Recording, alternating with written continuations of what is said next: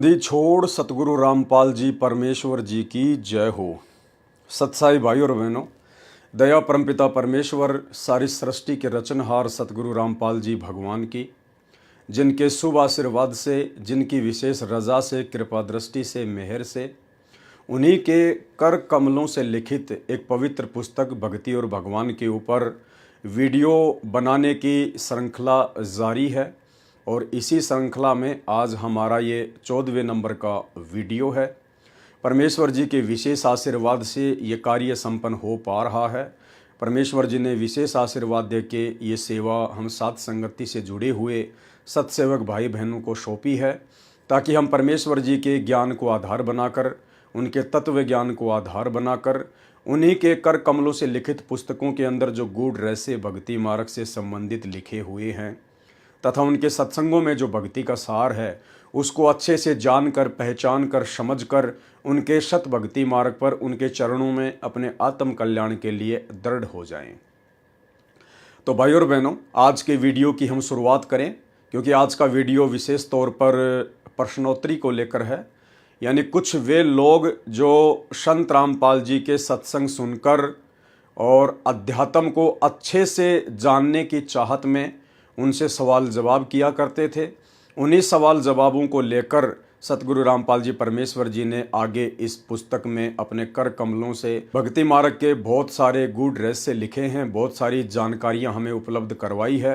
अतः इनकी भी हमें जानकारी होना बहुत ज़रूरी है, अन्यथा कोई भी व्यक्ति हमारे अंदर शंका पैदा कर सकता है। तो परमेश्वर सतगुरु रामपाल जी भगवान ने सृष्टि रचना को लेकर, ऊपर के लोकों को लेकर तथा भक्ति मार्ग से संबंधित कुछ शंकाओं को लेकर बहुत सारी बातें इस पुस्तक में लिखी हैं, जिनके ऊपर हम आगे बढ़ेंगे। तो आगे बढ़ें उससे पहले गुरुदेव भगवान का आशीर्वाद प्राप्त करते हैं।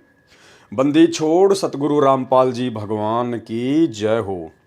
परम पिता परमात्मा, सारी सृष्टि के रचनहार, कुल मालिक, असंख्य ब्रह्मांडों के स्वामी, जगत गुरु, तीनों लोकों में प्रवेश करके सबका भरण पोषण करने वाले राजाधिराज, आत्माधार, नाथों के नाथ, देवों के देव महादेव, सर्वेश्वर महेश्वर, मृत्युंजय, अजरो अमर, आदि अनादि सनातनी प्रभु, जगत पिता जगदीश्वर, श्री श्री 1008 की उपाधि के वास्तविक अधिकारी, अकाल मूरत सौद स्वरूपी राम वासुदेव, सर्वगतम ब्रह्म, परम पूज्य, प्रथम पूज्य, परम संत, परम पुरुष, परम धनी, परम दयालु, सत्य कबीर, हक्का कबीर, अल्लाहु कबीर, अल्लाहु अकबर, बाखबर, अल्लाह ताला, जगत के तारणहार, जगत के मुक्तिदाता, जगत के जगन्नाथ, हारे के सहारे, हिंदुओं के राम, मुसलमानों के अल्लाह, सिखों के वाहेगुरु, ईसाइयों के मसीह, दया के सागर दयानिधि, करुणा के सागर करुणानिधि, स्वयंभू परिभू, संकट मोचन, कष्ट हरण, मंगल करण, दुख भंजन, अविगत कबीर, निर्विकार निर्विषम परमात्मा, अलय अलेख सतगुरु, आदि अनादि सतगुरु, असली मर्यादा पुरुषोत्तम, असली राम, असली कृष्ण, असली घनश्याम, असली मुरारी, असली कृष्ण, असली आदि राम, राजाओं के राजा, महाराजाओं के महाराजा, शहंशाहों के शहंशाह, सम्राटों के सम्राट, भगवानों के भगवान, अल्लाहों के अल्लाह, प्रभुओं के प्रभु, मसीहाओं के मसीह, सच्चे वाहेगुरु, बाबाओं के बाबा, पीरों के पीर, सेठों के सेठ, जगत सेठ, सावड़सा सेठ, सर्वगुण संपन्न, अनंत कोटि कलाओं के स्वामी, अनंत कोटि ब्रह्मांडों के नायक, योगियों में महायोगी, ध्यानियों में महाध्यानी, सिद्धों में परम सिद्ध, ज्ञानियों में तत्वज्ञानी, ब्रह्म ज्ञानी, महाज्ञानी, परम ज्ञानी, सर्वश्रेष्ठ ज्ञानी, विज्ञानी, युवा कबीर, समर्थ कबीर, असमवात, अमित ओझा, सच्चे रहनुमा, करीम अल्लाह, सुभान अल्लाह, दुनिया के अंतिम पैगंबर, 8 सितंबर 1951 से गांव धनाना, जिला सोनीपत, हरियाणा, भारतवर्ष की पावन भूमि पे प्रकट रियल कल्कि भगवान श्री नारायण साकार हरि, श्री बाबा साहेब संत श्रोमणी सतगुरु रामपाल जी परमेश्वर जी के चरण कमल में साध संगति से जुड़े हुए देश विदेश से हम सभी सत्सेवक भाई बहनों का अनंत कोटि दंडवत प्रणाम। गुरुदेव भगवान हम सबको सद्बुद्धि बख्शे और इसी प्रकार से अपने सत भक्ति मार्ग पर दृढ़ता के साथ अपना आशीर्वाद देकर निरंतर हमें आगे बढ़ाते रहें। एकमात्र यही कामना पूज्य गुरुदेव भगवान से हम सभी सत्सेवक भाई बहनों की है। तो भाई और बहनों, ये परमेश्वर के कर कमलों से लिखित शंका समाधान प्रश्नोत्तरी पवित्र पुस्तक भक्ति और भगवान से, और परमेश्वर के कर कमलों से लिखित है, इसलिए हमें यहाँ से ज्ञान तो प्राप्त होगा ही होगा, हमारी शंकाओं का समूल समाधान तो हमें मिलेगा ही मिलेगा, जिसकी जो भी जिज्ञासा है, जो व्यक्ति सत्संग सुन रहे हैं फिलहाल, उनके मन में यदि कोई शंका है, कोई जिज्ञासा है, उसको भी परमात्मा पूर्णतया समाप्त करेंगे। और परमेश्वर के कर कमलों से लिखित होने के कारण यदि हम इस पुस्तक को पढ़ते हैं तो भाई और बहनों, हमारा ज्ञान यज्ञ और ध्यान यज्ञ, हमारे 2 यज्ञ बनते हैं और हमें पुण्य की प्राप्ति होती है। शंका समाधान प्रश्नोत्तरी। पूज्य संत रामपाल जी महाराज के चरणों में सादर प्रणाम। मैंने आपसे फोन पर भी कई प्रश्नों के उत्तर प्राप्त किए। कुछ प्रश्नों के उत्तर परिभाषा प्रभु की सुनकर स्वयं ही मिल जाते हैं और कुछ के फोन पर पूछ लिए हैं। कृपया मेरे निम्नलिखित प्रश्नों का उत्तर देने का कष्ट करें। यानी शुरुआत में जब परमेश्वर ने भक्ति मार्ग की शुरुआत की थी और जब परमेश्वर ने सन 2000 में करोथा आश्रम बनाया, तो उस समय परमात्मा मोबाइल फ़ोन पर भी या लैंडलाइन फ़ोन पर भी अपने भक्तों की या आम समाज की शंकाओं का समाधान स्वयं ही किया करते थे। तो साधक कह रहा है कि मैंने बहुत सारे सवालों के जवाब तो आपसे फ़ोन पर प्राप्त कर लिए थे, कुछ मैंने आपकी जो पुस्तक है परिभाषा प्रभु की, मैंने उसको पढ़ा, उससे मैंने काफ़ी कुछ समाधान प्राप्त कर लिए थे। कुछ एक सवाल मेरे मन में और हैं जिनको मैं जानना चाहता हूँ। तो उन्होंने परमेश्वर के पास में एक लेटर लिखा, एक चिट्ठी लिखी और अपनी शंकाएं जाहिर की। और क्या कहा? प्रश्न नंबर 1, पुस्तक गहरी नज़र गीता में मैंने पढ़ा है कि हम सारी आत्माएं काल के जाल में कैसे फंसी, और ये भी जाना कि सतगुरु जी की कृपा से हम सतलोक पुनः फिर जा सकती हैं। क्या कह रहे हैं कि सतगुरु जी की कृपा से ही हम पुनः सतलोक जा सकती हैं। यानी भाई और बहनों, सतगुरुदेव भगवान परम पूज्य परमेश्वर सतगुरु रामपाल जी भगवान स्वयं ही कबीर परमात्मा है, कबीर प्रभु हैं, और अपने आप को छुपाते हुए, अपने तेज पुंज के शरीर को हल्का करते हुए, क्योंकि गुरुदेव भगवान कहते हैं, धन सतगुरु उपदेश देवा 84 ब्रह्म मेट ही, तेज पुंज अन्य देह धरकर इस विध हमको भेंट ही।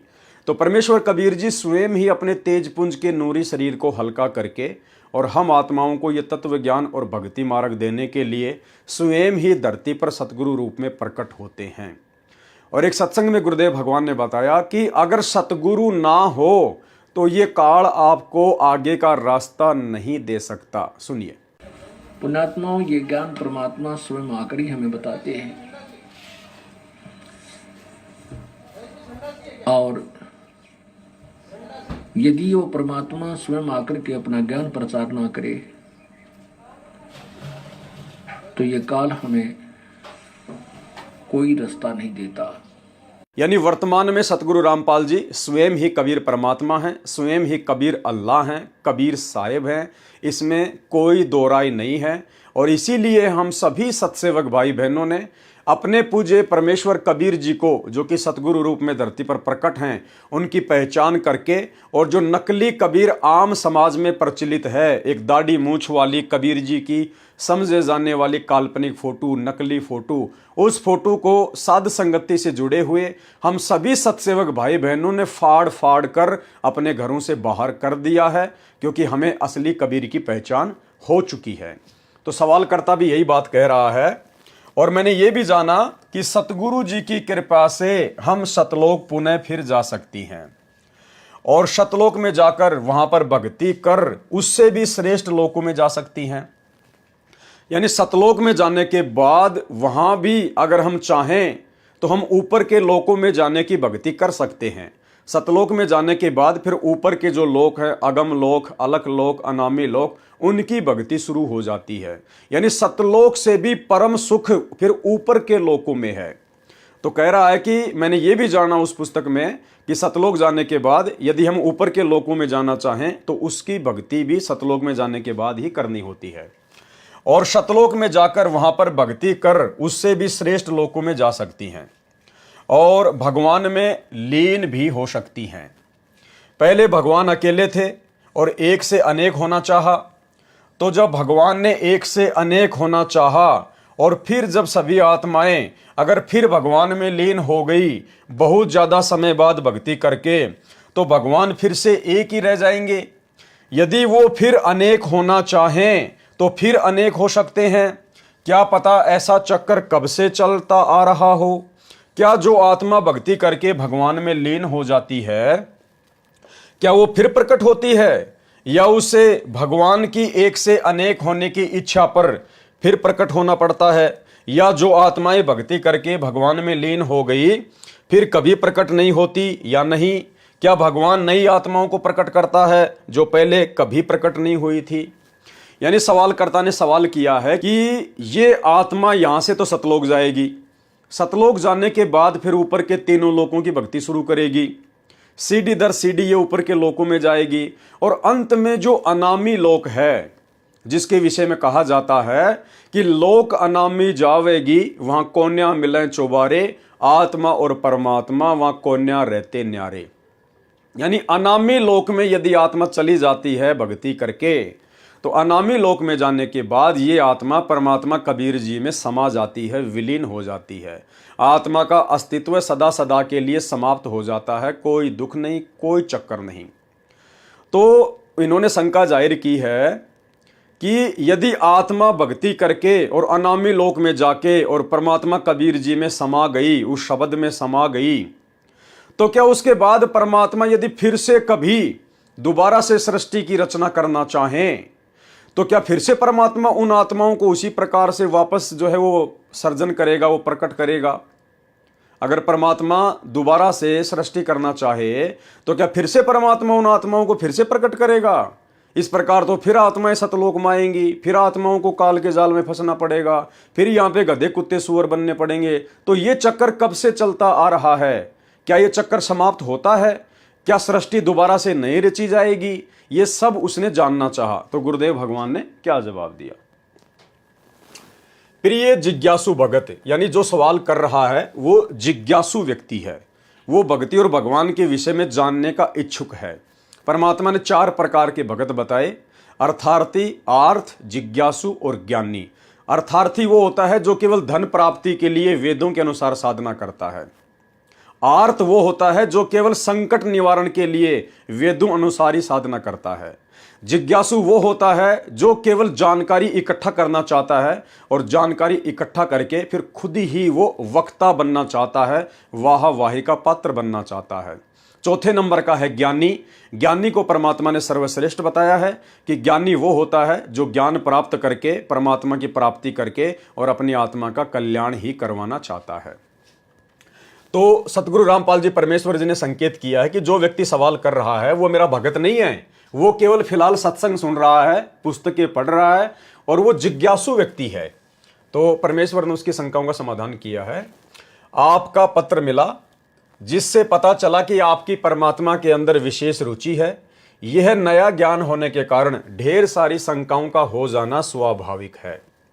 आपके कुछ प्रश्न तो ऐसे हैं कि मैं उत्तर देना चाहूंगा तो भी आप समझ नहीं सकते, क्योंकि ये आध्यात्मिक मार्ग के अंतिम स्थिति के प्रश्न हैं और आपने अभी आध्यात्मिक मार्ग प्रारंभ भी नहीं किया है, यानी आपने अभी उपदेश भी नहीं लिया है, केवल प्रश्न ही कर रहे हैं।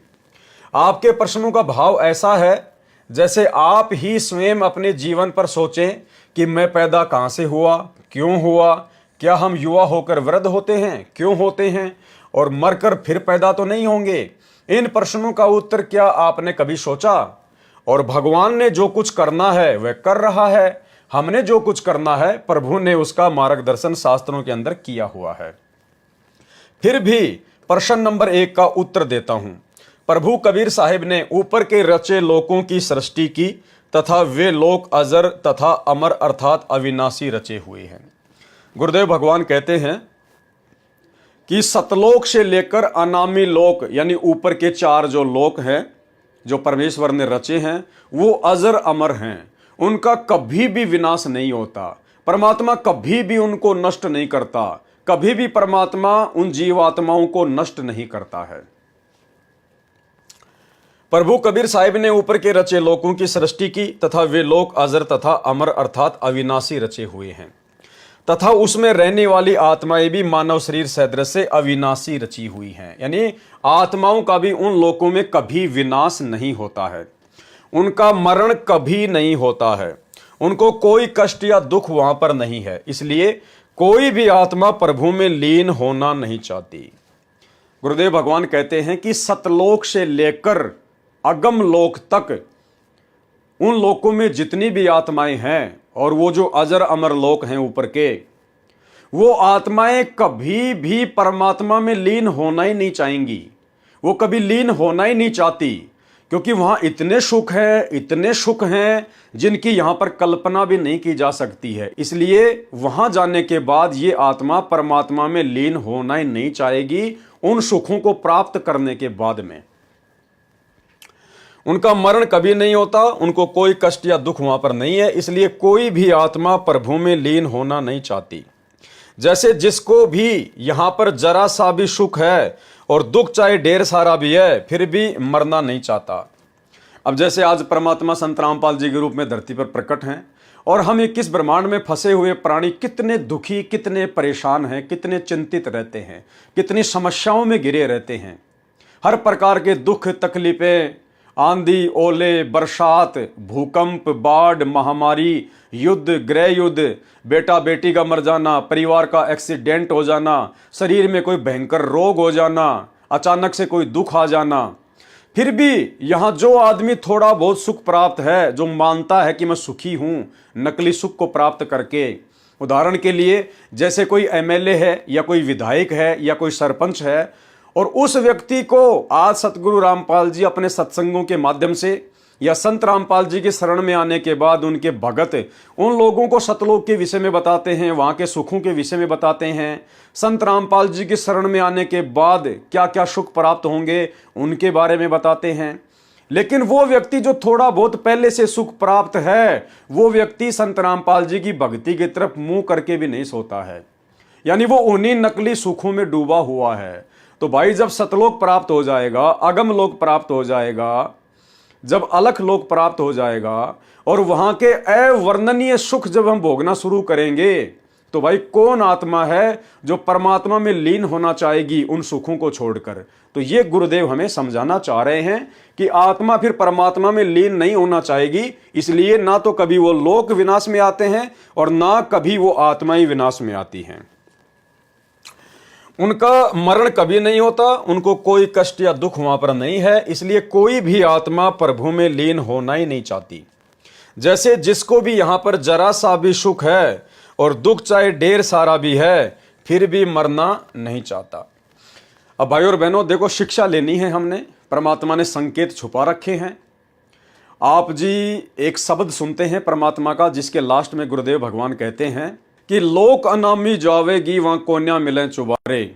अनामी लोक यानी सतलोक, अलख लोक, अगम लोक, और चौथा फिर अनामी लोक, सबसे ऊपर वाला। तो कहते लोक अनामी जावेगी वहां कोन्या मिले चुबारे, आत्मा और परमात्मा वहां कोन्या रहते न्यारे। और रामपाल प्रीतम प्यारे की आत्मा वहां पूर्ण आनंद लेरी। क्या कह रहे हैं गुरुदेव? रामपाल प्रीतम प्यारे की आत्मा वहां पूर्ण आनंद लेरी, और साच कहूं ना झूठ रति भर बात मान ले मेरी। पहले ये छोटा सा एक शब्द सुन लीजिए, एक चौपाई। लोक अनामी जावेगी वहां को ना मिले चौबारे, आत्मा और परमात्मा वहां को ना रहते न्यारे। लोक अनामी जावेगी वहां को ना मिले चौबारे, आत्मा और परमात्मा वहां नहीं रहते न्यारे। रामपाल प्रीतम प्यारे की आत्मा वहां पूर्ण आनंद लेरी, सच कहूं ना झूठ रति भर बात मान ले मेरी। तो भाई और बहनों, चौपाई आपने सुनी, जिसमें परमेश्वर कह रहे हैं कि लोक अनामी जावेगी वहां कोन्या मिले चुबारे, आत्मा और परमात्मा वहां कोन्या रहते न्यारे।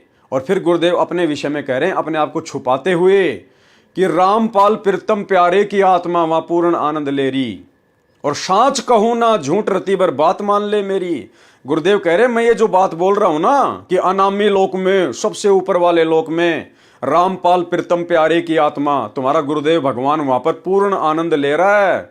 साच कहूं ना झूठ रति भर बात मान ले मेरी। तो अनामी लोक में कौन रह सकता है?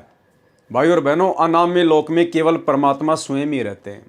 केवल सतगुरु रामपाल जी परमेश्वर, ये कबीर भगवान अकेले ही रहते हैं, स्वयं ही रहते हैं। जहां परमेश्वर सृष्टि की रचना करने से पहले भी थे, जहां परमेश्वर अकेले थे, वहां कोई आत्मा नहीं जा सकती।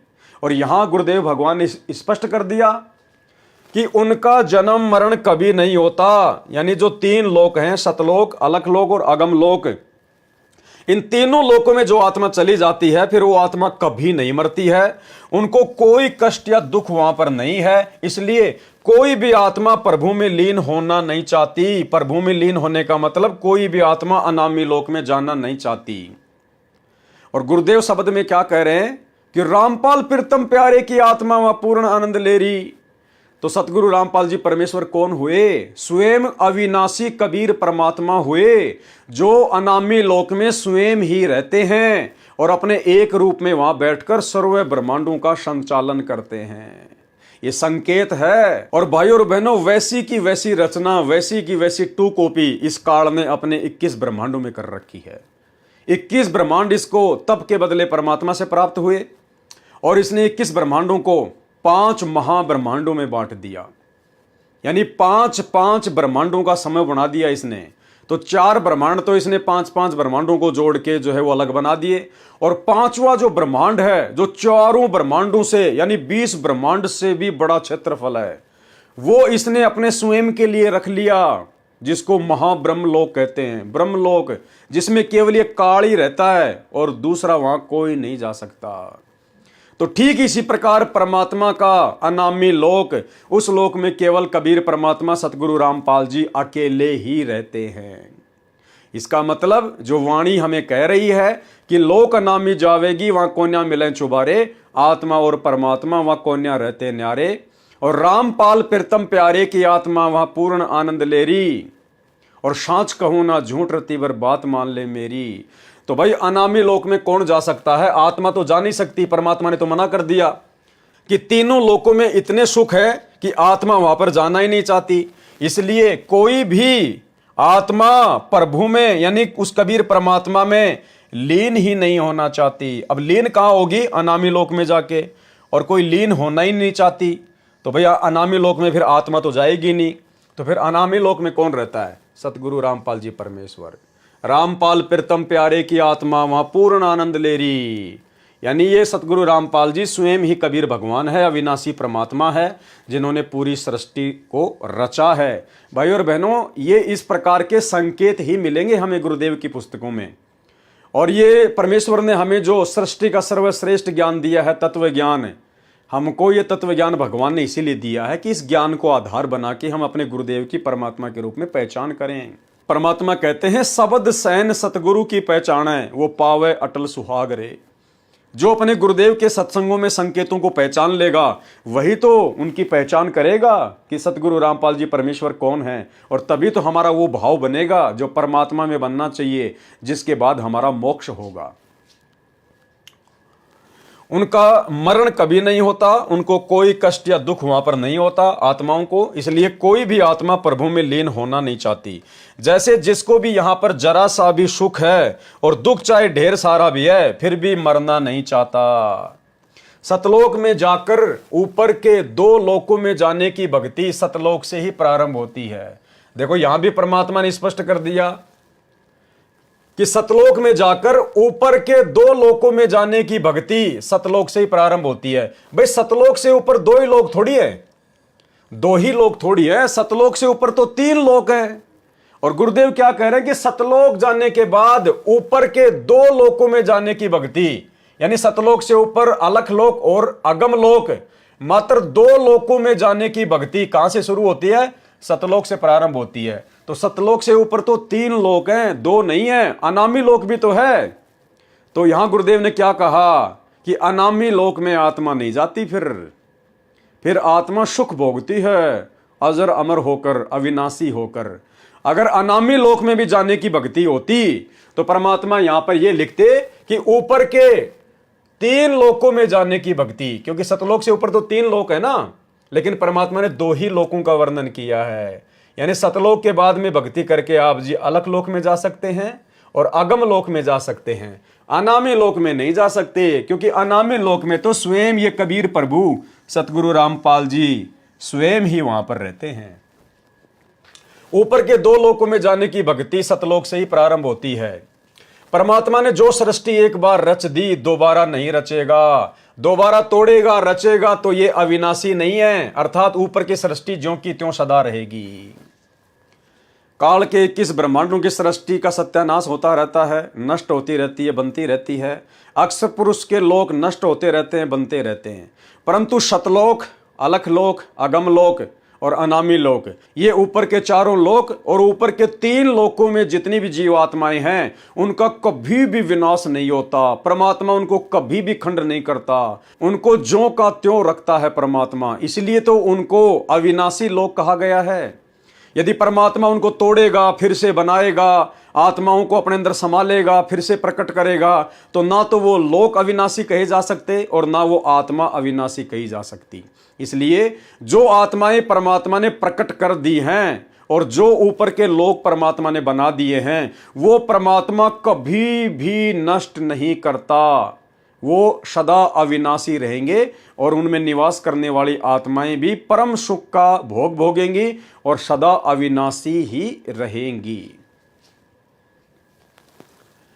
परमात्मा ने जो सृष्टि एक बार रच दी दोबारा नहीं रचेगा, दोबारा तोड़ेगा रचेगा तो ये अविनाशी नहीं है, अर्थात ऊपर की सृष्टि ज्यों की त्यों सदा रहेगी। प्रश्न 2, साधारण मनुष्य भी भक्ति या तप साधना ज्यादा करके ये शक्ति प्राप्त कर लेता है कि सही भविष्य जान लेता है। तो पूर्ण ब्रह्म कबीर जी तो सर्वशक्तिमान है। यानी फिर इस भाई ने सवाल किया कि यहां पर एक साधारण मनुष्य भी जब तप करके सिद्धियां प्राप्त करके भविष्य जान लेता है कि आगे तेरे साथ में क्या होगा, तू सुखी होगा या दुखी होगा। लेकिन परमात्मा कबीर जी तो अंतर्यामी हैं, वो तो सब कुछ जानते थे। और जब काल ने सतलोक में तप किया अलग से राज्य प्राप्ति के लिए, तो क्या कबीर जी को यह पता नहीं था कि यह तप क्यों कर रहा है? और जब ये तप करेगा तो बहुत सारी आत्माएं इसके ऊपर आसक्त हो जाएंगी, फिर सारी आत्माएं इस काल के साथ में यहां आएंगी, यहां आने के बाद फिर नरक भोगेंगे, गधे कुत्ते सुअर बनेंगी। तो कबीर परमात्मा को क्या ये पता नहीं था? और अगर पता था तो उन्होंने हमारे को सतलोक में रोका क्यों नहीं? यानी इस प्रकार की शंकाएं भाई जाहिर कर रहा है, जो सवाल अक्सर आप और हमारे से भी काफी लोग जो सतगुरुदेव के थोड़े बहुत सत्संग सुनते हैं, आधा अधूरा ज्ञान सुनते हैं, वो हमसे भी इस प्रकार के सवाल कर लेते हैं। तो हम उनको क्या जवाब दें? साधारण मनुष्य भी भक्ति या तप साधना ज्यादा करके ये शक्ति प्राप्त कर लेता है कि सही भविष्य जान लेता है। तो पूर्ण ब्रह्म कबीर जी तो सर्वशक्तिमान हैं, वो तो सब कुछ जानते हैं। जब हम सारी आत्माएं सतलोक से काल के पास जाना चाहती थी, तो कबीर पिता तो जानते ही होंगे कि इन आत्माओं को क्या क्या कष्ट सहने होंगे। तो ये सब जानते हुए भी हमारी हां कहने पर भी उन्होंने हमें क्यों भेजा? मृत्यु लोक के बुजुर्ग लोग भी अपने बच्चों को कष्ट से बचाने की कोशिश करते हैं, चाहे बच्चे कितने ही जिद्दी क्यों ना हो, लेकिन उनको दुखों से दूर रखते हैं। कबीर पिता ये तो जानते ही होंगे कि नरक कितना दुखदाई है, दुख कैसा होता है। सर्वशक्तिमान होने पर भी अपने बच्चों को सच्चा ज्ञान नहीं दे सकते थे क्या कि इस काल का स्वरूप दुख ही देना है? उत्तर दिया गुरुदेव भगवान ने, काल के जाल में हम सभी आत्माएं स्वयं अपनी प्रबल इच्छा से इसके ढोंग पर जब ये तप कर रहा था, इसकी अदा पर हम इतने आसक्त हो गए कि अपने पिता कबीर परमेश्वर की बात भी नहीं मानी। गुरुदेव भगवान कहते हैं कि कबीर परमात्मा ने समझाया था, बताया था, चेताया था, आकाशवाणी की थी कि बच्चों इस पाखंडी के पाखंड की ओर ध्यान मत दो, तुम्हें यहां पर किस चीज की कमी है, सर्व सुख भोगो, आनंद करो, इसको जो ढोंग कर रहा वो करने दो। परमात्मा ने हमें बहुत चेताया था, बहुत आकाशवाणी की थी, बहुत प्रकार से भगवान ने हमें बताया था, समझाया था। लेकिन सतलोक में परमात्मा आत्मा को बांध के नहीं रखता। परमात्मा ने आत्मा को हमेशा स्वतंत्र रखा है। आत्मा की भी एक इच्छा होती है, जैसे यहां पर 21 ब्रह्मांड में कहते हैं मन, ऐसे ही सतलोक में आत्मा स्वतंत्र है, उसकी अपनी इच्छा होती है। अगर परमात्मा आत्मा को बांध के रखेगा या जबरदस्ती परमात्मा आत्मा के ऊपर अपना संविधान लागू करेगा, तो फिर आत्मा को स्वतंत्र नहीं कहा जा सकता। फिर सतलोक में सुख कहां है? फिर तो हम किसी और के अधीन हैं, हम तो उसके पराधीन हैं। अरे सुख तो वो होता है जो किसी के अधीन ना हो, जो किसी के पराधीन ना हो। तो गुरुदेव भगवान कहते हैं कि वहां परमात्मा ने बहुत समझाया था, आकाशवाणी की थी, लेकिन आप लोग अपनी खुद की इच्छा से इसके ऊपर आसक्ति करके इस काल लोक में आए हैं, जिसमें परमात्मा का किसी प्रकार का कोई दोष नहीं है। काल के जाल में हम सभी आत्माएं स्वयं अपनी प्रबल इच्छा से इसके ढोंग पर जब यह तप कर रहा था, इसकी अदा पर हम इतने आसक्त हो गए कि अपने पिता कबीर परमेश्वर की बात भी नहीं मानी। जैसे नादान बच्चे अपने पिताजी की इच्छा के विरुद्ध शादी कर लेते हैं, पिताजी के मना करने पर घर से निकल जाते हैं। उदाहरण, एक बार यह दास संत रामपाल दास जब सर्विस करता था तो एक नहर का निर्माण कार्य हो रहा था। वहां पर एक लड़की अपने 2 बच्चों के साथ मजदूरी करके आया करती थी। अपने बच्चों को जेठ की धूप में पेड़ के नीचे बैठाकर स्वयं मजदूरी करती थी। एक दिन वह बहुत बुरी तरह से रो रही थी। मैंने उससे पूछा कि बहन क्यों रो रही हो, क्या बात हो गई? उसने बताया कि मैं एक बहुत अच्छे घर की लड़की हूं। अब ये बात भाइयों और बहनों, आप और हम आत्माओं के ऊपर लागू होती है। वो बहन जो जेठ की धूप में अपने 2 बच्चों को लेकर जो रोड पर मजदूरी कर रही थी, वो बहन समझो हम आत्मा है। और वो रोड पर जो गर्मी में जो मजदूरी कर रही थी, वो समझो काल का 21 ब्रह्मांड है। ये पृथ्वी लोक है जहां कोई सुख नहीं है, दुख ही दुख है। और उस लड़की ने कहा कि मैं एक बहुत अच्छे घर की लड़की थी, मेरा बाप बहुत धनवान था। इसी प्रकार सतलोक में हमारा बाप कबीर परमात्मा बहुत धनवान है, सेठों का सेठ है, जगत सेठ है। एक दिन वह बुरी तरह से रो रही थी। मैंने उससे पूछा, बहन क्यों रो रही हो, क्या बात हो गई?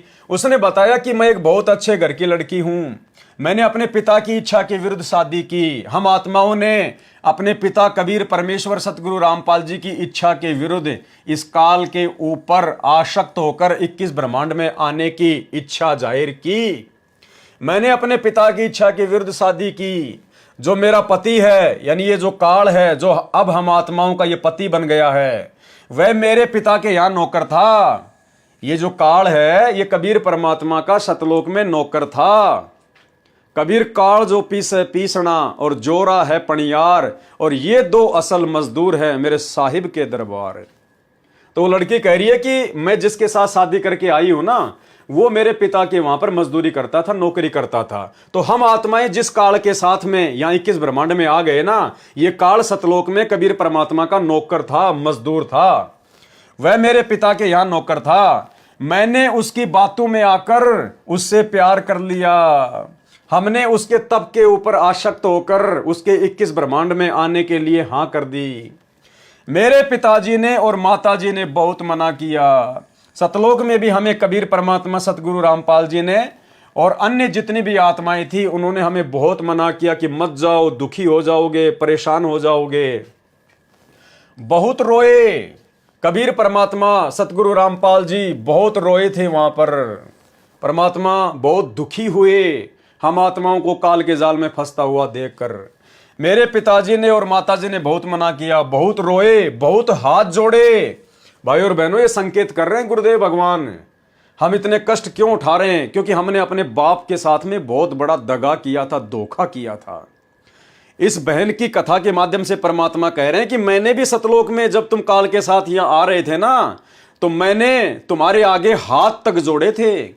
कबीर परमात्मा सतगुरु रामपाल जी ने हम नीचों से, हम आत्माओं से हाथ जोड़ जोड़ के प्रार्थना की थी कि पुण्यात्माओं मत जाओ, तुम्हें किस चीज की कमी है वो तो बताओ, तुम्हें और क्या चाहिए वो बताओ, इसके साथ मत जाओ, ये तुम्हारे साथ में बहुत बुरा कर देगा, तुम्हें बहुत ज्यादा कष्ट देगा, यातना देगा, गधा कुत्ता शुअर बनाएगा।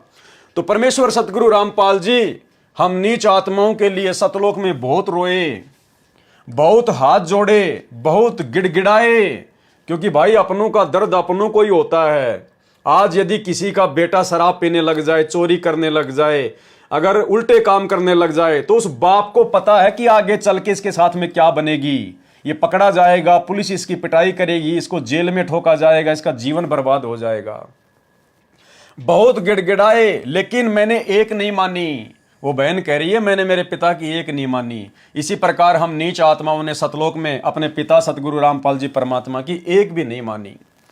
तब मुझे तथा मेरे पति को वहां से निकाल दिया।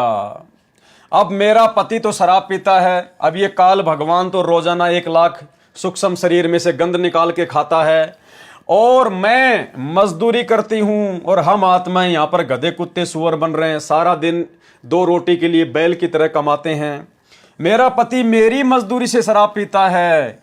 ये काल भी अपने 21 ब्रह्मांड हम आत्माओं की भक्ति से चला रहा है। मेरा पति मेरी मजदूरी से शराब पीता है, मुझे हर रोज दुखी करता है, पीटता है। ये काल भी हमें गधा कुत्ता सुअर बना के हमारी पिटाई करवाता है।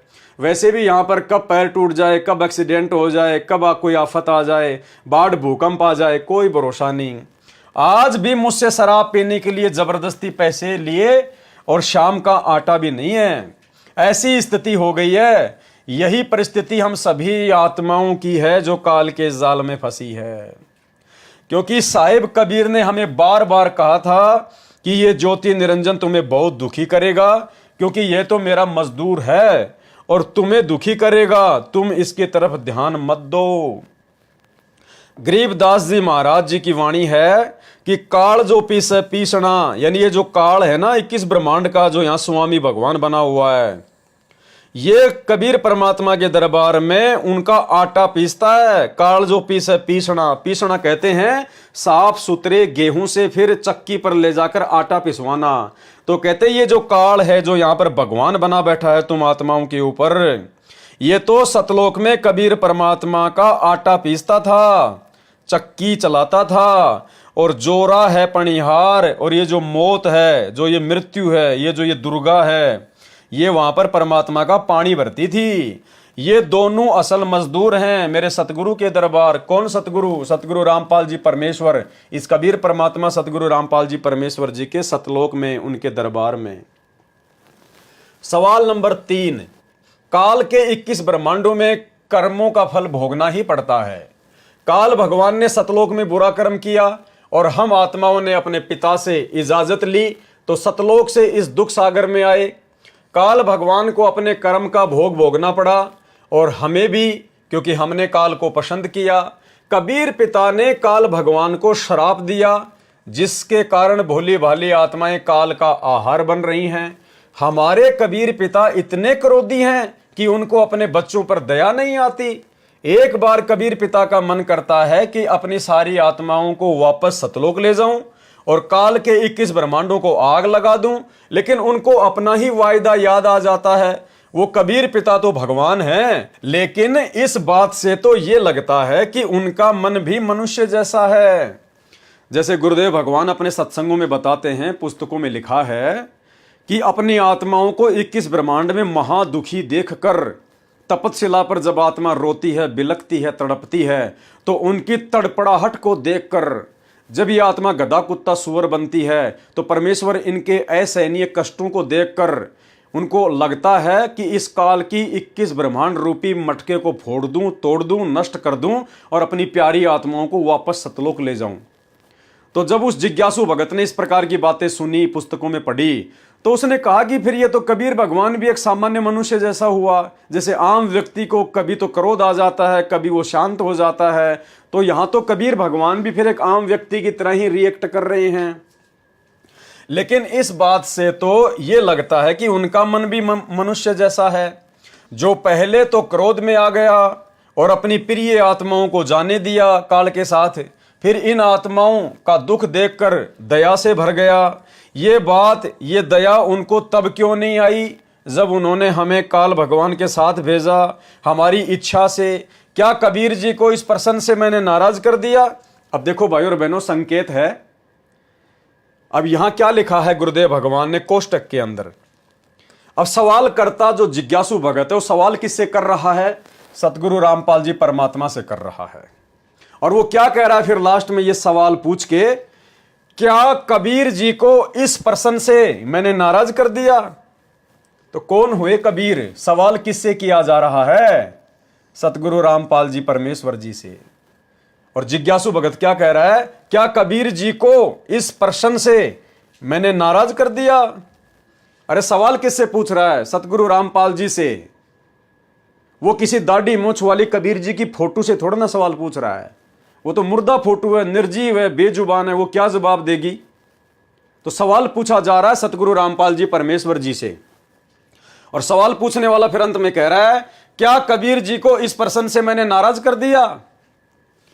क्या मैंने सतगुरु रामपाल जी को, इस कबीर भगवान को इस सवाल से नाराज तो नहीं कर दिया? यानी संकेत गुरुदेव ने कोष्टक में लिखकर अपनी वास्तविक स्थिति जाहिर की है कि ये सवाल स्वयं कबीर भगवान से पूछे जा रहे हैं। वो कबीर भगवान जो वर्तमान में सतगुरु रामपाल जी के रूप में धरती पर प्रकट है। क्या कबीर जी को इस प्रश्न से मैंने नाराज कर दिया? उत्तर क्या दिया कबीर परमेश्वर सतगुरु रामपाल जी ने? काल को श्राप कबीर साहिब ने नहीं दिया। परमात्मा किसी को श्राप नहीं देता। राम किसी को मारे नहीं, मारे तो हत्यारा राम अपने आप ही मर जाएंगे कर कर खोटे काम। सतलोक का एक नियम है, वहां जो इस प्रकार की बकवाद करता है उसको ऑटोमेटिक ये रोग लग जाता है। काल को श्राप कबीर साहिब ने नहीं दिया। सतलोक के अंदर ऐसा विधान है कि जो ऐसी गलती करेगा उसको ये बीमारी स्वतः लग जाती है। जैसे राजा ने संविधान बना दिया, यदि राजा का लड़का भी संविधान को तोड़ता है तो उसको भी उसकी सजा मिलती है। यदि प्रधानमंत्री का पुत्र किसी की हत्या कर दे तो उसको भी सजा मिलेगी। कबीर साहिब ने जब हमारी इच्छा पूछी कि क्या तुम इस काल के साथ जाना चाहते हो, तो हमारी स्वीकृति पर कबीर साहिब ने कहा था कि निरंजन मैं इन सबको भेज देता हूं और तू अपने लोक में जा। कबीर साहिब को यह वचन याद आता है। यानी परमात्मा का खुद का बनाया हुआ संविधान है, परमात्मा का खुद का मैन्युअल है, इसलिए परमात्मा खुद भी अपने संविधान को नहीं तोड़ता है। सतलोक में जो इस प्रकार की गलती करता है या जो आत्मा गलती करने वाले का साथ देती है, उसका समर्थन करती हैं, तो सतलोक से बाहर निकल जाने की सजा उनको ऑटोमेटिक मिलती है। ये वहां का रूल है। बाकी समझाने में सतगुरु रामपाल जी परमात्मा ने, कबीर परमात्मा ने सतलोक में हमें कोई कमी नहीं छोड़ी। भाई जैसे भारत का संविधान है और यहां अगर कोई किसी की हत्या करेगा, कोई किसी का मर्डर करेगा तो उसके ऊपर धारा लग जाती है, उसको उम्र कैद हो जाती है, 20 साल की सजा हो जाती है, फांसी भी हो जाती है।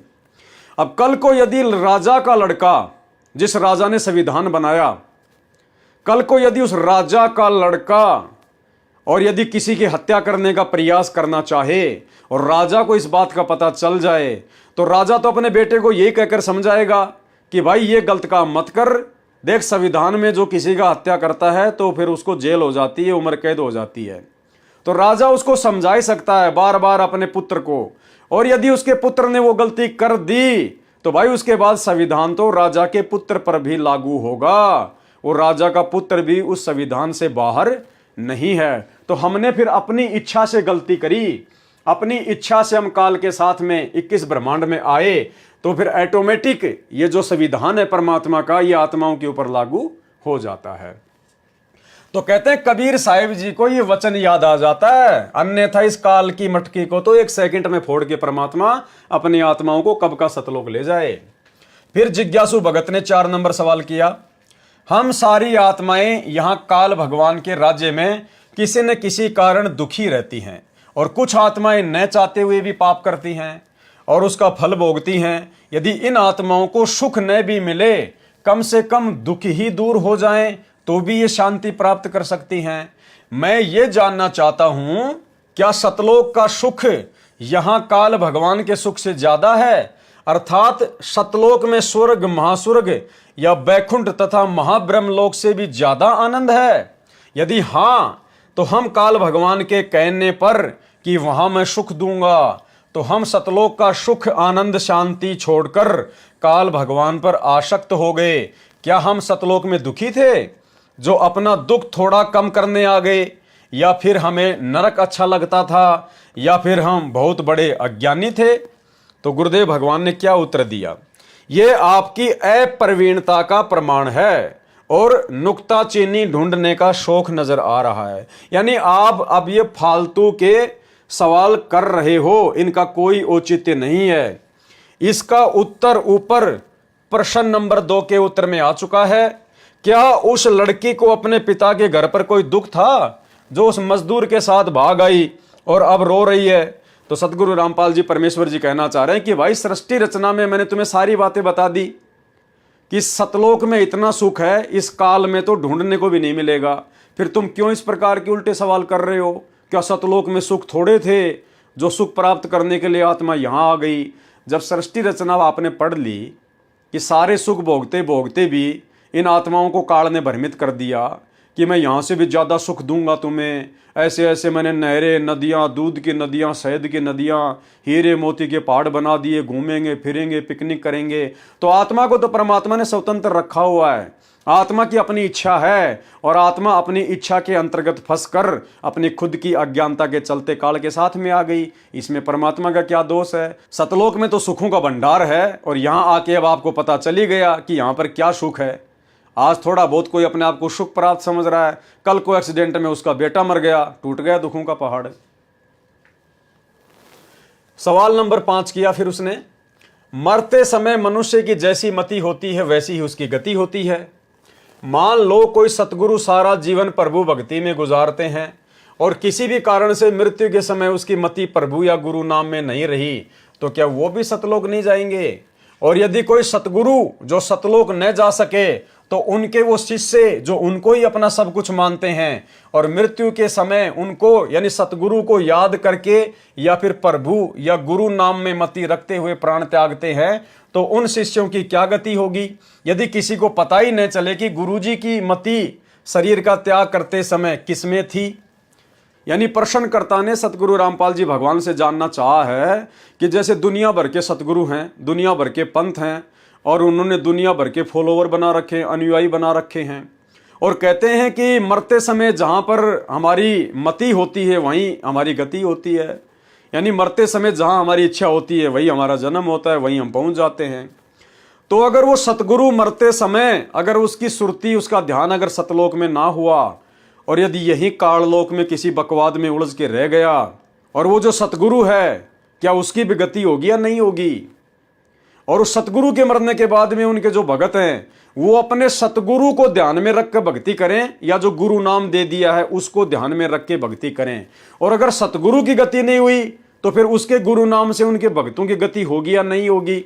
इस प्रकार के सवाल इसने जानना चाहा है। उत्तर क्या दिया गुरुदेव भगवान ने कि भाई असली सतगुरु तो वही होता है जो आम जीव से उत्तम होता है। परमात्मा कहते दुनिया भर के नकली सतगुरु हैं, लेकिन असल में सतगुरु वही होता है जो आम जीव से उत्तम होता है। अब भाई एक तो होती है आत्मा, एक होता है परमात्मा। तो आम जीव तो सभी आत्माएं हैं, और गुरुदेव ने कह दिया कि काल से लेकर और तुम मनुष्य तक सभी आत्मा हो, जीव हो। और सतगुरु कौन होता है? जो आत्मा से उत्तम होता है।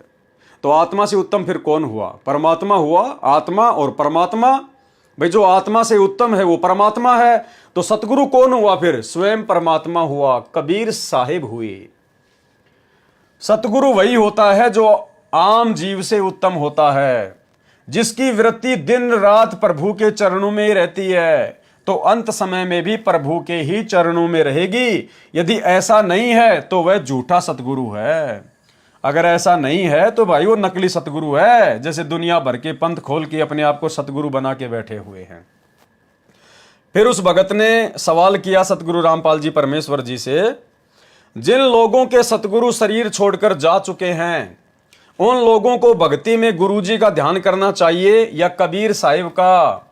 और फिर वही बात, यदि स्वयं गुरुजी की ही मति शरीर छोड़ते समय वहां न रही जो सतलोक जाने के लिए सहायक है, तो भी शिष्यों को गुरु नाम सहायता करेगा या उसको भी वहीं जाना होगा जहां उनके गुरु गए, न कि सतलोक? यानी सवालकर्ता सवाल कर रहा है कि जिन लोगों का सतगुरु शरीर छोड़कर जा चुका है उन लोगों को भक्ति में गुरुजी का ध्यान करना चाहिए या कबीर साहिब का? यानी आप और हमें समझा रहे हैं सतगुरु रामपाल जी भगवान कि जब मैं कल को यहाँ से वापस सतलोक जाऊंगा तो मेरे सतलोक जाने के बाद में तुम भक्तों ने किस प्रकार से भक्ति साधना करनी है। अपने गुरुजी का ध्यान करना है, अपने गुरुजी के बताए मंत्रों का ध्यान करना है, नियम मर्यादा में रह के भक्ति करते रहना है, या फिर जो दाढ़ी मूछ वाला कबीर साहिब है उसका ध्यान लगा के भक्ति करनी है। तो तो जवाब क्या दिया गुरुदेव ने? पूर्ण सतगुरु सतलोक चला जाता है। जो पूर्ण सतगुरु होता है ना भाई, वो अपना काम पूरा करके, अपने मिशन को पूरा करके और फिर वो सतलोक चला जाता है। कहां चला जाता है? सतलोक में। यानी वो स्वयं कबीर परमात्मा होता है, इसलिए अपने मिशन को पूरा करके सतगुरु सीधा सतलोक चला जाता है। शिष्यों को पूर्ण मर्यादा तथा नाम जाप विधि प्रदान कर जाता है। पूर्ण परमात्मा उस संत रूप में साधकों के कार्य करता है तथा मर्यादा में रहकर भक्ति करने वाले भक्तों को सतलोक ले जाता है। अब देखो भाई और बहनों, समझने की बात है, संकेत है भाई। जब पूर्ण सतगुरु, जैसे आज सतगुरु रामपाल जी परमात्मा है, आज हमें भक्ति देने के लिए आए हुए हैं। इन्होंने हमें भक्ति दे दी, भक्ति मर्यादा बता दी, सतलोक जाने की विधि बता दी। तो पूर्ण सतगुरु सतलोक चला जाता है। मान लीजिए सतगुरु रामपाल जी परमात्मा अपना पूरा मिशन करके, अपनी लीला को पूरा करके और काल लोक के अनुसार फिर सतलोक जो है चले गए। पूर्ण सतगुरु सतलोक चला जाता है और शिष्यों को पूर्ण मर्यादा तथा नाम जाप की विधि प्रदान कर जाता है। उसके बाद क्या होता है? पूर्ण परमात्मा उस संत रूप में साधकों के कार्य करता है। भाई जब सतगुरु सतलोक ही चले गए तो उसके बाद में फिर कैसे वो कबीर परमात्मा, यदि कोई अन्य है तो उसी सतगुरु के रूप में भक्तों के कार्य पूरा करेगा? भाई जब सतगुरु सतलोक ही चला जाएगा तो उसी रूप में तो वापस धरती पर आएगा नहीं, दोबारा से अपना खेल खेलेगा नहीं। तो कैसे फिर उस सतगुरु के रूप में परमात्मा उनके भक्तों के कार्य सिद्ध करेगा? यानी अन्य कोई परमात्मा नहीं है। यहां तो परमात्मा अपने आप को परमात्मा से अलग साबित करके हमें ज्ञान समझाना चाह रहे हैं। यानी जब सतगुरु रामपाल जी परमात्मा सतलोक को चले जाएंगे अपनी लीला पूरी करके, अपने मिशन को पूरा करके, तो हम भक्तों को डरने की जरूरत नहीं है, घबराने की जरूरत नहीं है, चिंतित होने की आवश्यकता नहीं है। सतगुरु हमें नाम दे गए, हमें भक्ति दे गए, हमारे को मर्यादाओं का पाठ पढ़ा गए। हमने उनके द्वारा दी गई भक्ति को मर्यादा में रह के करना है। और जब कभी हमारे ऊपर कोई विशेष आपत्ति आएगी, यानी जिस आपत्ति के समय सतगुरु की आवश्यकता पड़ेगी, तो ये तो समर्थ है, सौद स्वरूपी राम है। इन्होंने खाली यही तो शरीर छोड़ा है। ये खाली जिस शरीर में आज आए हुए हैं, अपनी लीला को पूरा करके, अपने मिशन को पूरा करके, इसी शरीर के साथ तो वापस सतलोक में जाएंगे। बाकी तो परमात्मा फिर अपने भगत के लिए कहीं भी प्रकट हो सकता है, कहीं भी प्रकट हो सकता है। परमात्मा तो सौद स्वरूपी राम है, परमात्मा तो कुछ भी कर सकता है। जैसे गरीबदास जी महाराज जी थे, 65 साल तक वो छुडानी में रहे और छुडानी के लोगों की नजरों में तो वो मर गए थे। लोगों ने अंतिम संस्कार कर दिया था, उनकी समाधि बना दी थी। और उसी रूप में फिर गरीबदास जी 35 साल तक सहारनपुर में रहे। तो इस प्रकार से सतगुरु रामपाल जी परमात्मा जब अपने मिशन को पूरा करके सतलोक चले जाएंगे तो हम भक्तों ने चिंता करने की जरूरत नहीं है। हमने उसी प्रकार से रहना है जिस प्रकार से हम सतगुरु के रहते सहते रह रहे हैं। हमें तनिक भी चिंतित होने की आवश्यकता नहीं है। यह सौद स्वरूपी राम है, यह शब्द रूप में हमारे साथ में रहेगा। जैसे वर्तमान में जेल में बैठे बैठे भी हम सभी आत्माओं के साथ में है शब्द रूप में, और जब इनके सतलोक जाने के बाद कभी इनकी आवश्यकता पड़ेगी तो परमात्मा इसी रूप में तुरंत प्रकट हो जाएंगे। इसी रूप में सतगुरु रामपाल जी भगवान पुनः भगत के सामने प्रकट हो जाएंगे और परमात्मा उसके कार्य सिद्ध कर देंगे, उसके विघ्नों का नाश करेंगे। इसलिए हमने बिल्कुल भी चिंतित होने की आवश्यकता नहीं है। पूर्ण सतगुरु सतलोक चला जाता है, शिष्यों को पूर्ण मर्यादा तथा नाम जाप विधि प्रदान कर जाता है।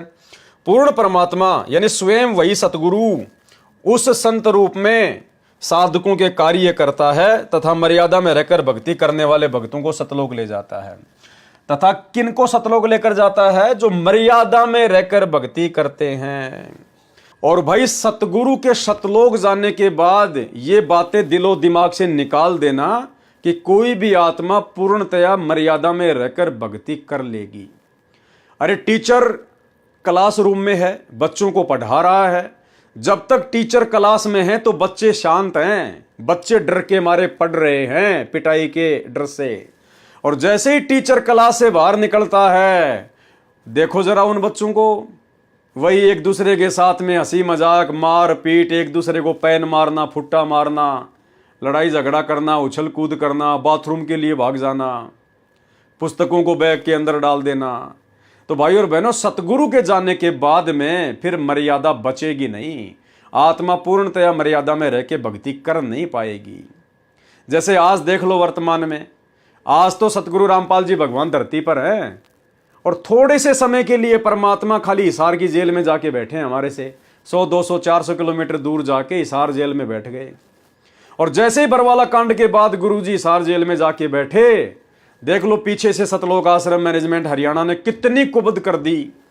सारी मर्यादाएं खुद भी तोड़ दी और संगत से भी तुड़वा दी। जबकि अभी तो गुरुजी सतलोक में नहीं गए, अभी तो परमात्मा धरती पर ही है। खाली थोड़े समय के लिए हिसार जेल में जाके बैठे अपने मिशन के लिए। और इतनी सी देर में, यानी धरती पर परमात्मा हमसे थोड़ा सा ही दूर हुए और इतनी सी देर में गुरुजी के बेटा बेटी भाई बंधु रिश्तेदार, ये कोऑर्डिनेटर और इनके पीछे लगी हुई लाखों की संगत, देखो इन लोगों ने किस प्रकार से 2019 में कांग्रेस सरकार का समर्थन कर दिया खुलेआम। कांग्रेस सरकार को वोट डलवा दिए, कांग्रेस की रैलियों में भक्तों को उनका कुत्ता बना दिया, जो कि भक्ति मर्यादाओं के विरुद्ध है। 2024 में उसी सतगुरु के परिवार के द्वारा, उन कोऑर्डिनेटरों के द्वारा संगत को बीजेपी का कुत्ता बना दिया गया, बीजेपी का समर्थन करवाया, नरेंद्र मोदी की रैलियों में बसें भर भर के ले गए, जगह जगह आश्रम खोल दिए, भक्तों का समय और श्वासें बर्बाद करवाई जा रही है, उनके पैसे का दुरुपयोग किया जा रहा है, इन पत्थरों में बर्बाद करवाया जा रहा है। भक्ति करनी है घर बैठ के करो ना, घर भी तो आश्रम है, लेकिन जगह जगह दुकानें खोल दी धार्मिक धंधे के लिए, हॉस्पिटल खोल रहे हैं आश्रमों में, दुनिया भर की ड्रामेबाजी कर दी उन आश्रमों में, पैसे का दुरुपयोग। धनाना गांव में स्टेडियम बना दिया 50 लाख रुपए का।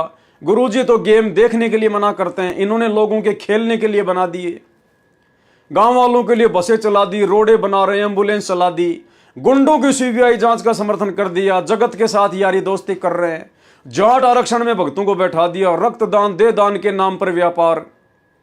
अरे भाई, अभी तो गुरु सतलोक भी नहीं गया, अभी तो गुरुजी हरियाणा में ही है। इन आश्रमों से गुरुजी ज्यादा दूर नहीं है, गुरुजी अपने परिवार वालों से ज्यादा दूर नहीं है, खाली 100-200 किलोमीटर दूर हिसार की जेल में बैठे हैं। और इन्होंने इतनी सी देर में इतने पाखंड कर दिए काल प्रेरणा से। तो भाई, जिस दिन सतगुरु अपने मिशन को पूरा करके सदा के लिए सतलोक चले जाएंगे, भाई उसके बाद क्या होगा? कौन मर्यादा में रहेगा? कौन भक्ति करेगा? किसको डर रहेगा? किसी के ऊपर अंकुश ही नहीं रहेगा। इसलिए तो गुरुदेव भगवान अपने इस वीडियो में बार बार कहते हैं कि अगर तुम मेरे रहते सहते पार नहीं हुए तो मेरे जाने के बाद कभी पार नहीं हो पाओगे, क्योंकि मेरे सतलोक जाने के बाद तो तुम्हारे ऊपर कोई अंकुश नहीं होगा, कोई डर नहीं होगा। सुनिए सत्संग। चलो मान ले ईब आपने सुख भी हो गया, रह भी गए, और कंटिन्यूस 5-6 जन्म आपके मनुष्य के भी हो जाएंगे ईस कमाई तक वर्तमान के भक्ति से। और आगे सरदार, क्योंकि आगे घटेगी जब दास यहाँ मौजूद है, अभी गलती करोगे तो आगे कौन से पार हो जाओगे तुम। अब तो हर तरह से मर्यादा आपको समझाता हूँ, ये बताता हूँ ये गलती मत करो, तुम्हें फाउल पॉइंट बताता हूँ कि ये गलत, ये पॉइंट फाउल है, तेरा नाम खंड हो गया। तो अब भी जर रह जाओगे तो फिर आगे कैसे पार होगे तुम। जब ये दास चला जाएगा सतलोक, फिर तुम पर अंकुश नहीं रहेगा, ज्ञान तो रहेगा, लेकिन कुछ ऐसी मर्यादा बन जाएंगी जो पुण्यात्मा बचपन से ही भक्ति अपने बच्चों को रंग में रंग देंगे, वो आने वाले समय में इतना जल्दी नहीं बिगड़ेंगे। और जो वर्तमान में बिगड़ जाएगा तो आगे गलती हुई पड़ी है उससे। तो इसलिए इस समय को ज्यादा नहीं बढ़ाना आपने। इसलिए भाई और बहनों, आप और हम सभी आत्माओं ने, जो भी आत्माएं साथ संगति से जुड़ी हुई हैं, सत्सेवक हैं, हम सभी भाई बहनों ने डर के भक्ति करनी है। और कोशिश करो 100% कि हे पूज्य गुरुदेव सतगुरु रामपाल जी भगवान, हे परमात्मा, अपने धरती पर इसी रूप में रहते सहते हमें यहां से सतलोक भेज दो। बाद में परमात्मा बाद ही है, कोई भरोसा नहीं है। हम जीव ही हैं, 2 कोटि के प्राणी हैं, कोई भरोसा नहीं कब ये काल हमें भ्रमित कर दे, आपकी मर्यादा तोड़ बैठे और परमात्मा फिर वही सदा सदा के लिए कष्ट उठाने को बाध्य हो जाएंगे।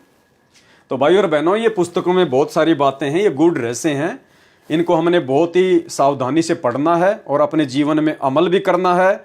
और हमने बहुत ही, क्योंकि ये बहुत ही सूक्ष्म पॉइंट हैं भाई और बहनों, हमने इन चीज़ों को हल्के में लेके नहीं चलना है।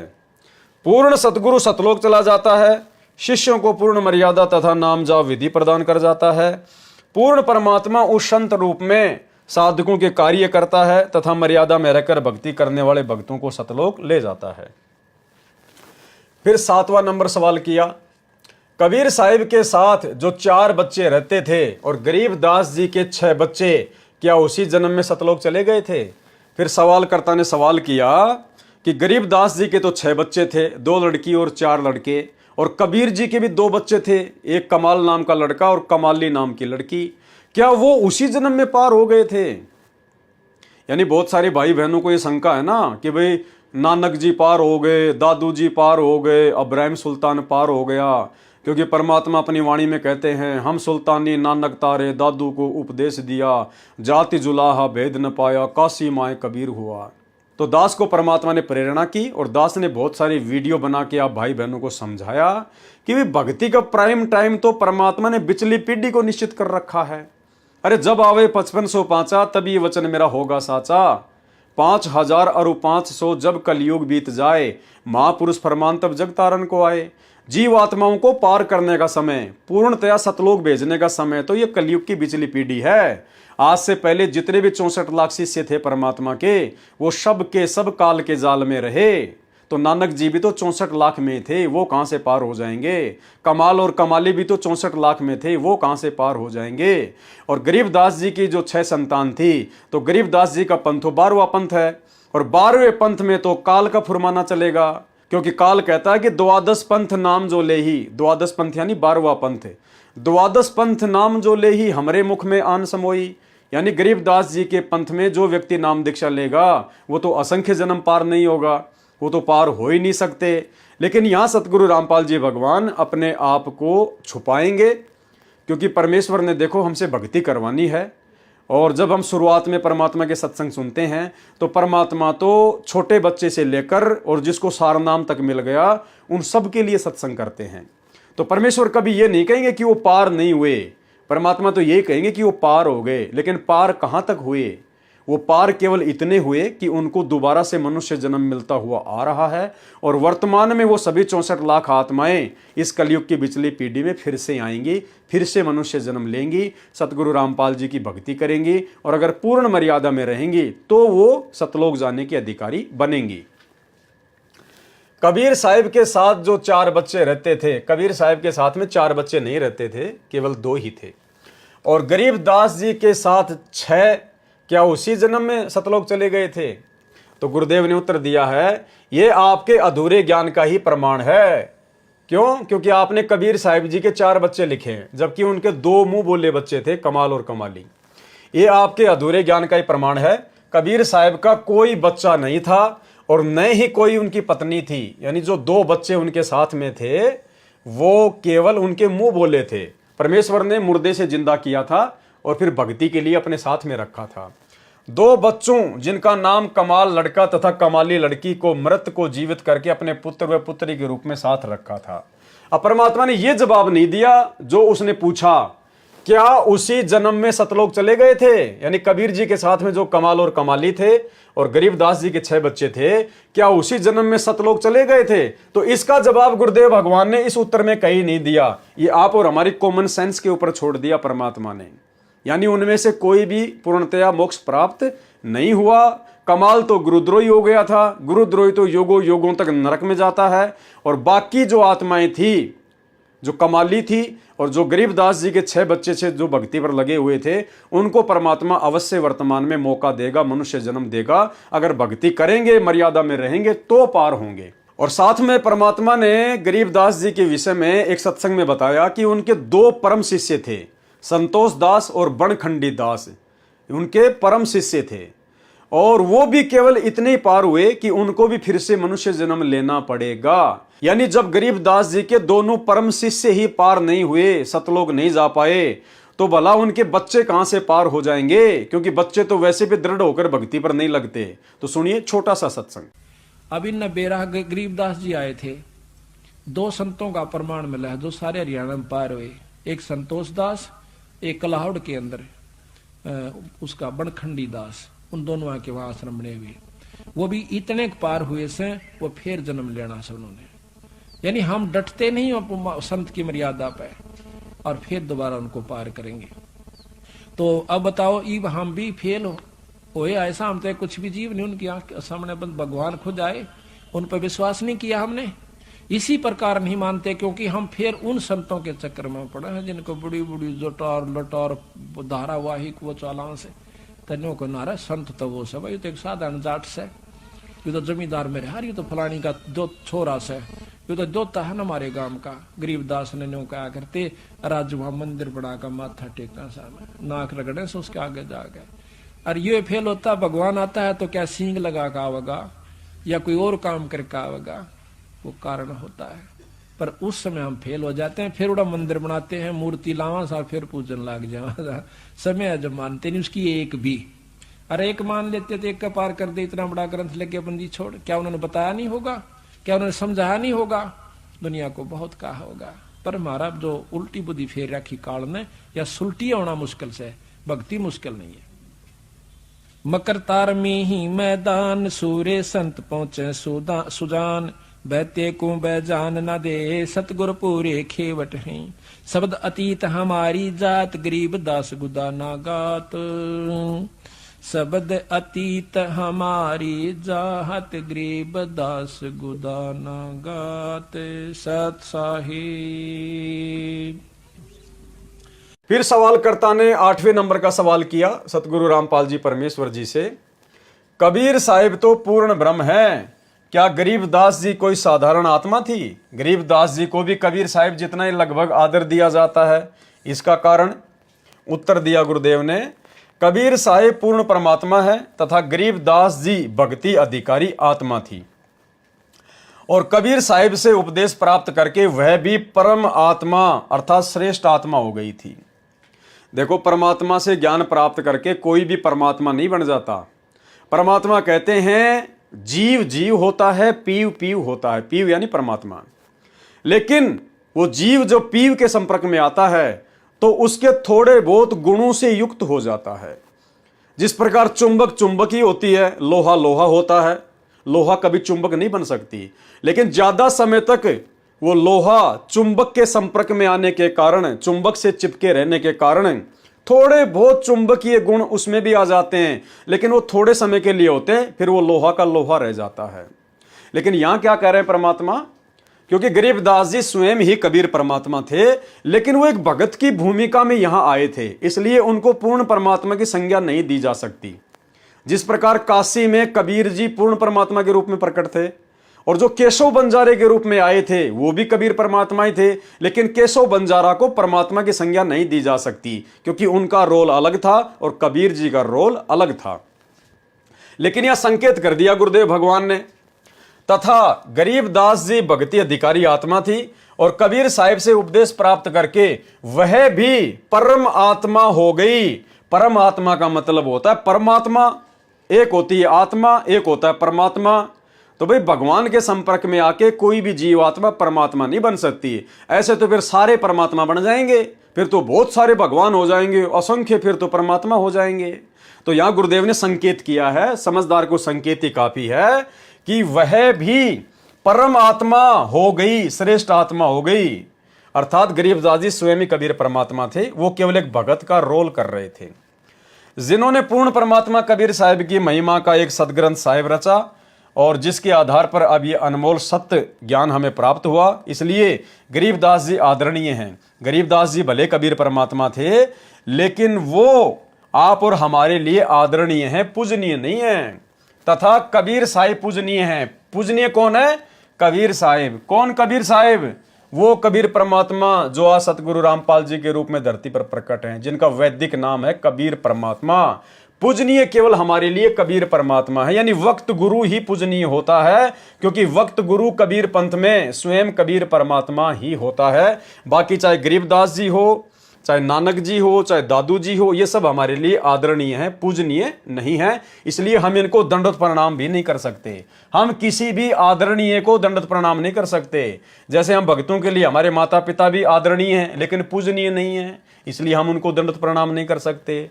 दंडवत प्रणाम केवल पूजनीय को किया जाता है। तो वर्तमान में एकमात्र पूजनीय हम भक्तों के लिए कबीर परमात्मा सतगुरु रामपाल जी भगवान है। इसीलिए हम सभी सत्सेवक भाई बहनों ने अपने अपने घरों से वो दाढ़ी मूंछ वाली कबीर जी की नकली फोटो को अपने घर से निकाल दिया, क्योंकि फोटो नकली है, नाम नकली नहीं है परमात्मा का। नाम तो कबीर है और कबीर आज धरती पर आ गया, लेकिन जो फोटो हमें दिखाई जाती थी कबीर जी की दाढ़ी मूंछ वाली, वो नकली है। तो उस फोटो को हमने दंडवत प्रणाम नहीं करना है, फोटो की पूजा नहीं करनी है।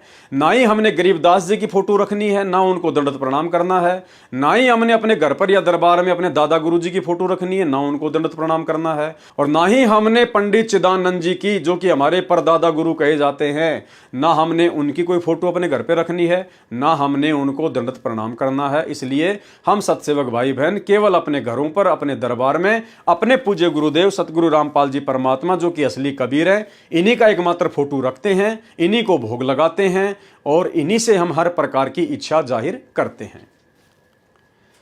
गरीबदास जी की वाणी है कि गरीब अनंत कोटि ब्रह्मा बहे, अनंत कोटि भय ईस, कबीर साहिब तेरी बंदगी से जीव हो जावे जगदीश। कबीर साहिब तेरी बंदगी से जीव हो जावे जगदीश का मतलब है कि यहां का जो जगदीश है काल भगवान, इसकी इतनी शक्ति युक्त तो कबीर परमात्मा सतगुरु रामपाल जी भगवान की भक्ति करने से एक आत्मा हो जाती है, एक जीव हो जाता है जगदीश।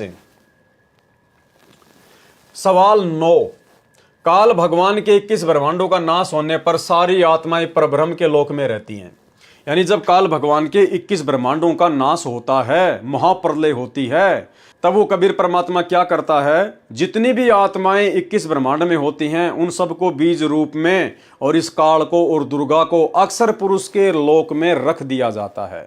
फिर दोबारा से परमात्मा 21 ब्रह्मांडों की रचना करता है, फिर उन सभी जीव आत्माओं को दोबारा से 21 ब्रह्मांड में उसी प्रकार से जैसे नए सिरे से काल ने 21 ब्रह्मांडों की शुरुआत की थी, काल और दुर्गा, फिर ब्रह्मा विष्णु महेश की उत्पत्ति, फिर ब्रह्मा जी के द्वारा अपने शब्द शक्ति से आत्माओं की उत्पत्ति, फिर बाकी आत्माओं की उत्पत्ति, फिर ऐसे इस प्रकार से सृष्टि चलती है। तो सवालकर्ता क्या कह रहा है, काल भगवान के 21 ब्रह्मांडों का नाश होने पर सारी आत्माएं परब्रह्म के लोक में रहती हैं, यानी अक्षर पुरुष के लोक में रहती हैं। परब्रह्म के लोक में सुख कितना है, कितने समय तक आत्माएं वहां रहती हैं, और यदि पुनः काल भगवान का जन्म होने पर भी आत्माएं परब्रह्म के लोक में रहना चाहें तो क्या रह सकती है? क्या काल भगवान को अपने जन्म याद हैं कि उससे कितने जन्म हो चुके हैं और वो कितने जन्मों तक 21 ब्रह्मांडों के मालिक रहेंगे और उसके बाद फिर हमारी तरह ही सतलोक में चले जाएंगे? जब काल भगवान की मृत्यु होती है और इसी प्रकार परब्रह्म की मृत्यु होती है तो क्या वो भी मृत्यु का कष्ट भोगते हैं? या जैसे मृत्यु लोक के प्राणी अपने जीवन में दुख भोगते हैं, इसी तरह ब्रह्म और परब्रह्म भी अपने अपने जीवन में दुख भोगते हैं। अक्षर पुरुष कितने जन्मों तक जिएगा? क्या अक्षर पुरुष की सृष्टि में सुख है? इसी प्रकार कबीर पिता के सहज आदि पुत्रों ने यदि किसी सृष्टि की रचना की वहां पर तो क्या वहां सुख है? क्या कबीर पिता के सहज आदि पुत्रों का भी कभी नाश होता है? यानी इन्होंने काफी कुछ सवाल किए हैं। तो उत्तर दिया गुरुदेव भगवान ने, जो आत्माएं काल के 21 ब्रह्मांड में रहती हैं वे काल के ही साथ वापस काल लोक में आएंगी। जब दोबारा से परमात्मा काल के 21 ब्रह्मांडों में सृष्टि की रचना करेगा तो अक्षर पुरुष के लोक से काल के साथ वो सभी आत्माएं जो पहले काल के 21 ब्रह्मांड में थी वो काल के साथ ही वापस आ जाती हैं। रही बात सुख और दुख की, जैसे राजा और प्रजा में सुख दुख का अंतर होता है ऐसे ही ब्रह्म और परब्रह्म अपने अपने लोकों के राजा हैं। जैसे हम प्रजा हैं और भारत का प्रधानमंत्री राजा है तो प्रजा और राजा को कितना सुख दुख होता है, उसी प्रकार से ब्रह्म और ब्रह्म के अधीन जितने प्राणी हैं उनको और परब्रह्म यानी अक्षर पुरुष और उसके अधीन जितनी आत्माएं हैं उनको वैसा ही सुख और दुख समझना चाहिए। जो आत्माएं काल के 21 ब्रह्मांडों में रहती हैं वे काल के साथ वापस काल लोक में आ जाएंगी। जैसे राजा और प्रजा में सुख दुख का अंतर होता है ऐसे ही ब्रह्म और परब्रह्म अपने अपने लोकों के राजा हैं। यानी जैसे आम प्राणी को बेचारे को रोजी रोटी की समस्या होती है, कपड़े लत्ते की समस्या होती है, बच्चों को पढ़ाने की समस्या होती है, और राजा को इस प्रकार की कोई समस्या नहीं होती है क्योंकि राजा के पास में धन होता है, ठाट बाट होती हैं। लेकिन राजा को दूसरे प्रकार की टेंशन होती है, उसको अपना कोई एमएलए टूट गया, कोई विधायक टूट गया, अब की बार चुनाव आ रहे हैं, पता नहीं जीतूंगा नहीं जीतूंगा, वहां पर बाढ़ आ गई, वहां पर किसी ने जो है आंदोलन कर दिया। तो राजा हमेशा अपनी गद्दी को अपने पद को लेकर चिंतित रहता है, टेंशन में रहता है। बाकी उसको खाने पीने की टेंशन नहीं, आम आदमी को खाने पीने की टेंशन रहती है। तो इसी प्रकार दुखी यहां पर ये ब्रह्म भी है और परब्रह्म भी है, दुखों में अंतर है। और दुख फिर भी होता है। सहजदास आदि पुत्रों का विनाश नहीं होगा, क्योंकि वे अब सावधान हो गए हैं, क्योंकि उन्होंने काल की दुर्दशा देख ली है। अब वे ऐसी गलती नहीं कर सकते। फिर उस जिज्ञासु भगत ने सतगुरु रामपाल जी परमेश्वर जी से सवाल किया। सवाल नंबर 10, शेरा वाली माता काल भगवान के श्राप से द्रौपदी बनी और उसको नरक भी जाना पड़ा। कुंती पुत्रों को तो नरक इसलिए जाना पड़ा, यानी पांचों पांडवों को तो इसलिए नरक जाना पड़ा कि उन्होंने युद्ध में हिंसा की और बहुत सारे लोग मारे।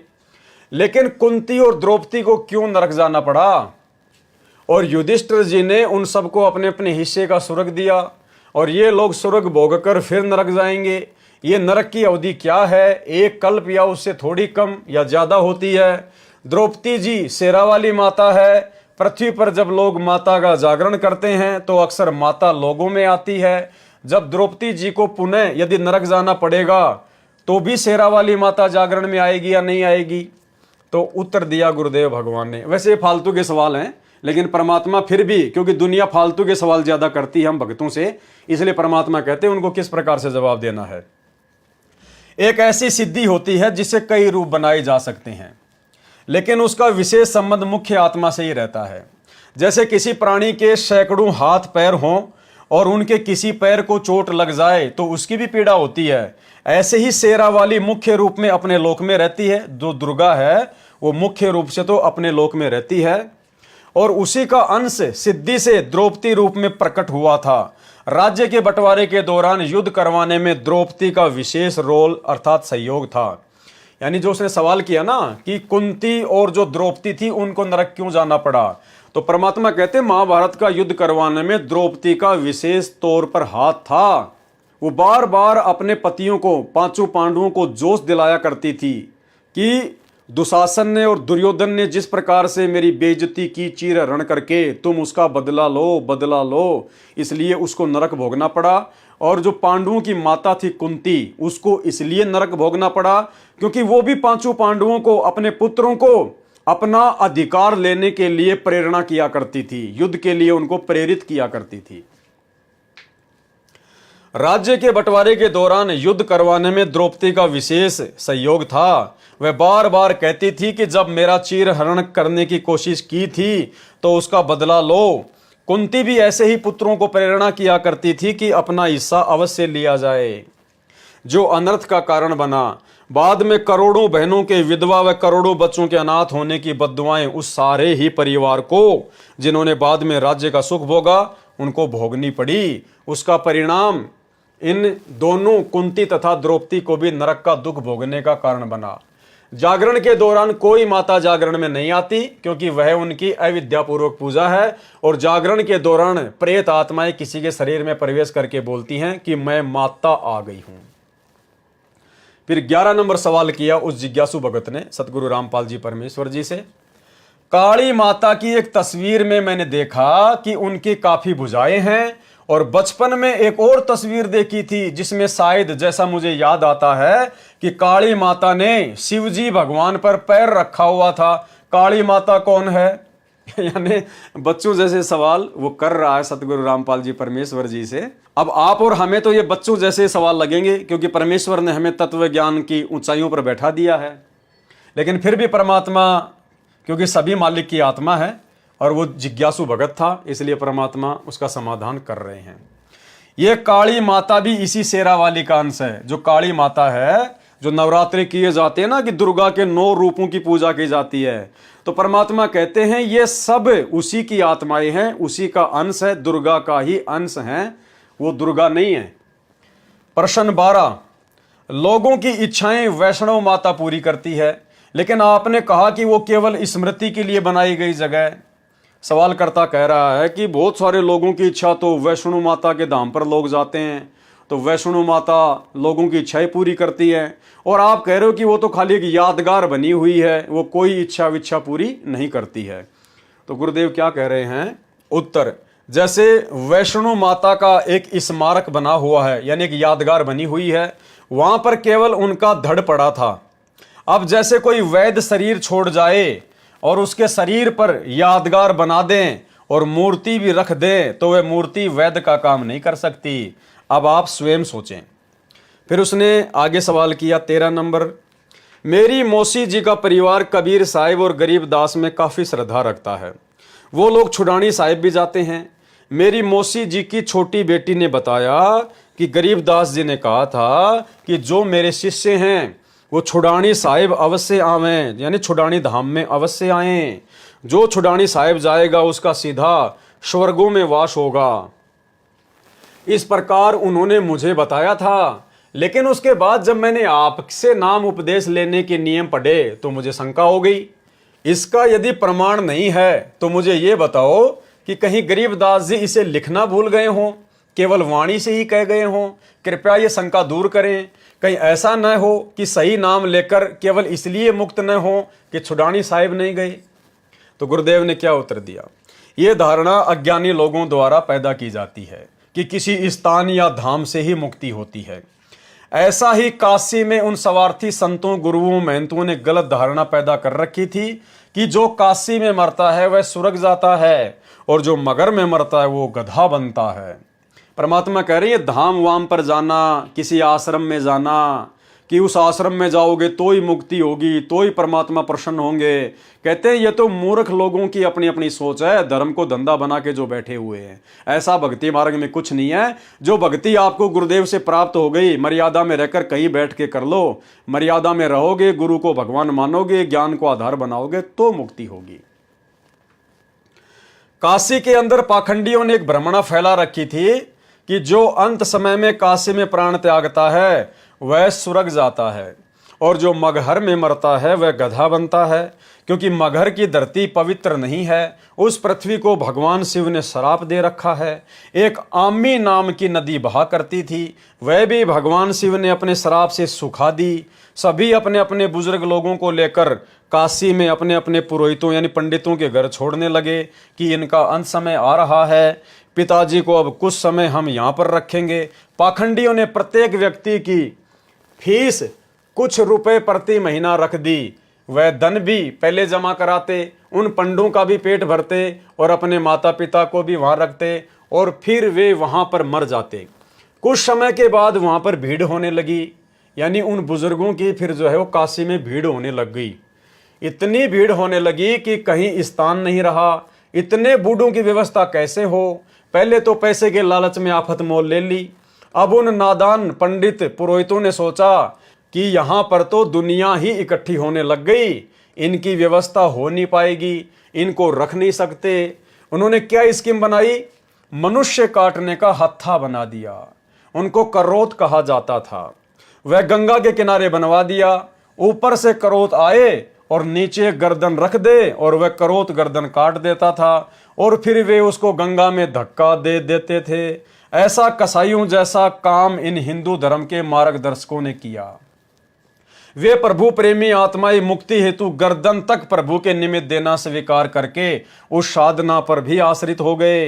हिंदू गुरु ब्राह्मणों ने कहा कि यदि किसी ने जल्दी स्वर्ग जाना हो तो भगवान की तरफ से करोत आया है, जो उससे अपनी गर्दन कटवा लेगा वह शीघ्र स्वर्ग चला जाएगा।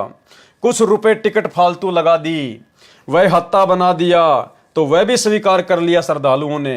परमात्मा को चाहने वाली आत्माओं की कमी नहीं है, परंतु मार्ग सही नहीं मिलने से नरक भोगा।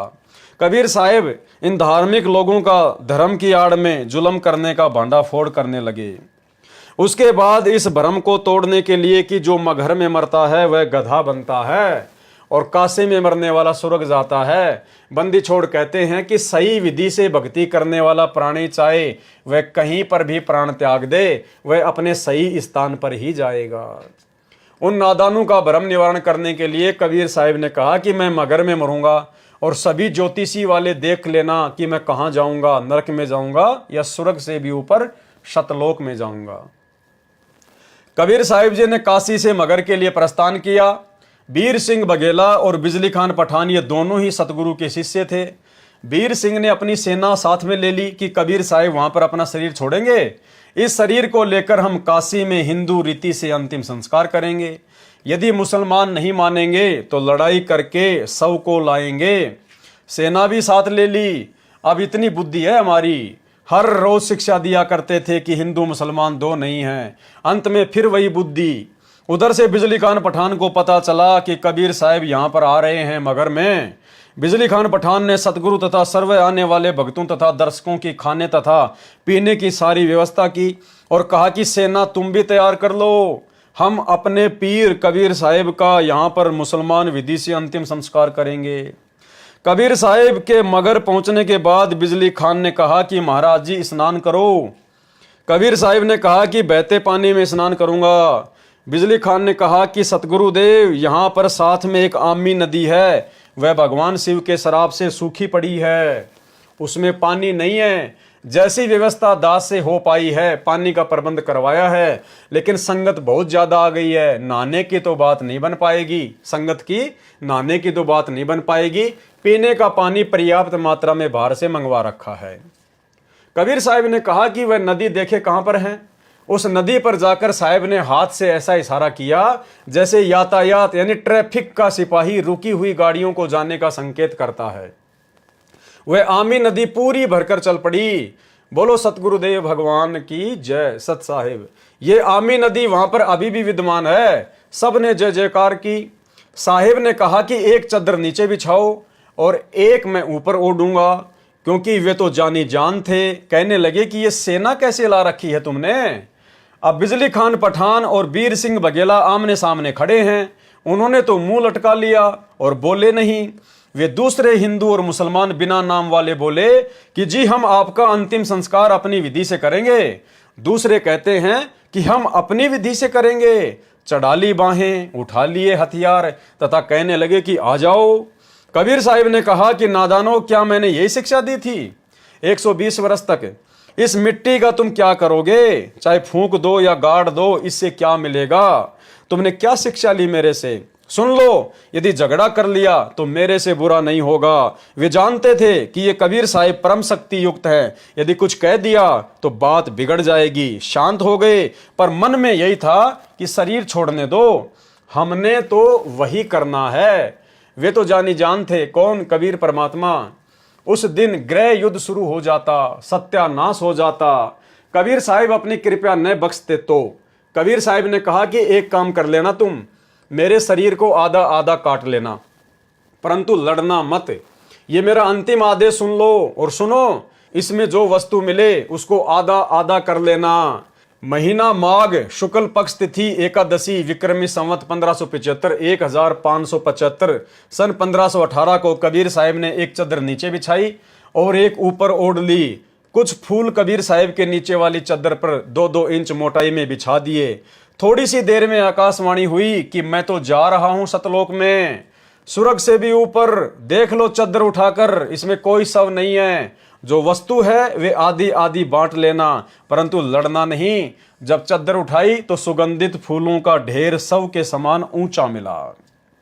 वीर देव सिंह बघेला और बिजली खान पठान एक दूसरे के सीने से लगकर ऐसे रोने लगे जैसे कि बच्चों की मां मर जाती है। फिर तो वहां पर रोना धोना शुरू हो गया।